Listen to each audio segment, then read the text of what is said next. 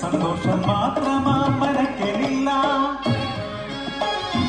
ഉണ്ണി പിറക്കാത്ത ദുഃഖത്തിൽ കഴിയുന്നു ശിവഭക്തരാ തമ്പ്രാനും തമ്പ്രാട്ടിയും.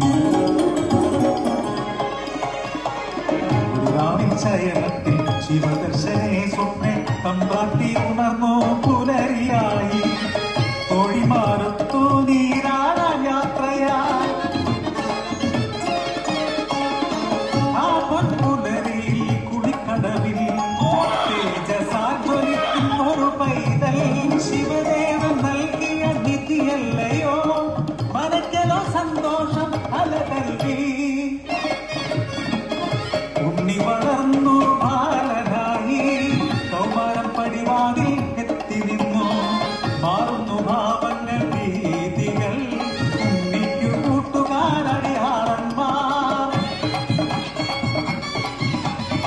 കടവിനക്കരെ പറച്ചിയൂരിൽ അടിയാളത്തിലെ കൂട്ടുകൂടി. തൊട്ടിൽ ചൂണ്ടയിട്ടു കാട്ടിൽ നായാടി കല്ലുമോന്തി മാംസം കഴിച്ചിടുന്നു.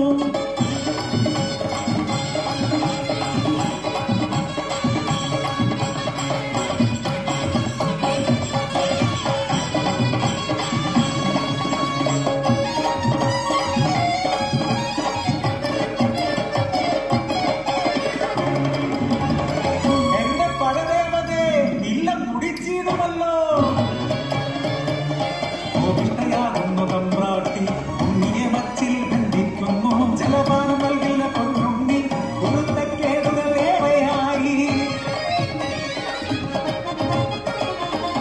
അല്പം കഴിഞ്ഞപ്പോൾ അമ്മ തൻ മാനസം സ്നേഹമായി പിന്നെ വാത്സല്യമായി. മനക്കിലെ മച്ചിന്റെ എത്തിയ അമ്മ അറപ്പുര ഭാവി തുറന്നു നോക്കി.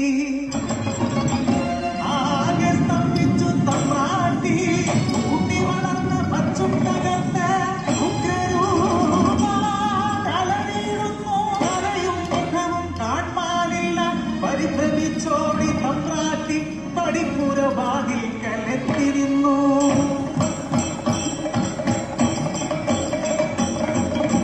മനക്കരെ മച്ചും തകർത്തുണ്ണി വെറും ദൈവമായി മാറി.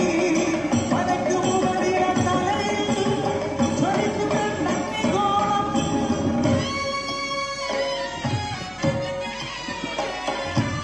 ഭയന്നൊര തമ്പ്രാട്ടി നോക്കാനാവാതെ കൈകൾ കൂപ്പി നിന്നു.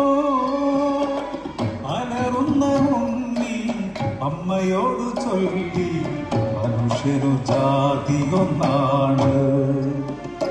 അടിയാളപ്പറയത്തു ദൈവമാകും ഞാൻ മുത്തപ്പൻ ദൈവമായി ഇറഞ്ഞാടും.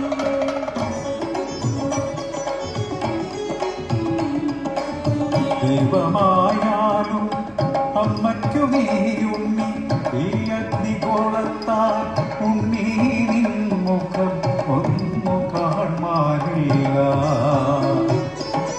കണ്ണുകൾ മൂടി മുത്തപ്പനായി നീ ദർശനം നൽകൂ പരശിനിക്കടവിൽ. അന്നു തൊട്ടിന്നോ പരശിനിക്കടവിൽ അനുഗ്രഹിച്ചു